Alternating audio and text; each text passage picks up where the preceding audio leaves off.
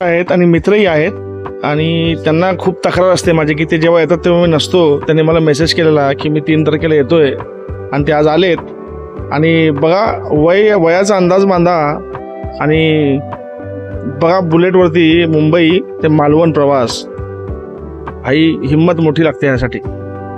आणि आता वय किती आहे ते विचारून घेतोच मी थोडं मेन्शन. 3 लडाख राईड मारल्यात आणि दादा 20 वर्षापासून रायडिंग करतात.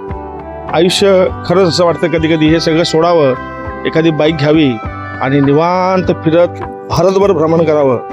कारण फिरतानाच आपल्यामध्ये किती ताकद आहे ते लक्षात येतं. तर हे आहेत माझे मित्र म्हणा, मोठे भाऊ म्हणा, बंधू म्हणा, रायडर असल्यामुळं. आणि ते जवळचे झाले भूषण पेडणेकर, मालवणचे, वेंगुर्लाचे. मग आजपासून मालवण होतो मी, वेंगुर्लाचे. आता ते ठाण्याला चाललेत. आणि या वयात ही माणूस जर आयुष्याची अशी मजा घेत असेल तर मग थोडंसं आपल्याला जलस फील होत आहे रे.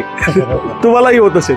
चला भेटूया असंच परत नवीन लोक येत असतात, नवीन भेटत. पण शिकायचं असतं, अशा लोकांकडे आपण शिकायचं असतं. एक चित्रे साहेब होते, आता हे एक मिळालेत. म्हणजे आता मी त्यांना सांगितले पुढच्या वर्षी बहुतेक आपण चर्चा करून चित्रेंना घेऊन ह्यांना घेऊन एखादी राईड करू कुठंतरी. हां भूषण साहेब, सुट्ट्या बघून सगळ्यांची कामं बघून मग राईड करू 4-5 दिवसाची. आभारी आहे. येताना ईदच्या अगोदर होते, गिफ्ट आणलं होतं, आज भेटायला आले, मला खूप बरं वाटलं. त्यांची माझी भेट मला वाटतं आता दुसऱ्यांदा झाली ना. दुसऱ्यांदाच काय पहिल्यांदाच झाल्या? दुसऱ्यांदा झाल्या, बरोबर. फायनली हां, बरोबर. ठीक आहे, सांभाळून जावा. पुण्यापर्यंत मुंबईपर्यंत चाललेत. आणि भाई जिगर लागते मोठी. 2 व्हीलरवरती उन्हातून फिरण्यासाठी. वेंगुर्ला टू ठाणे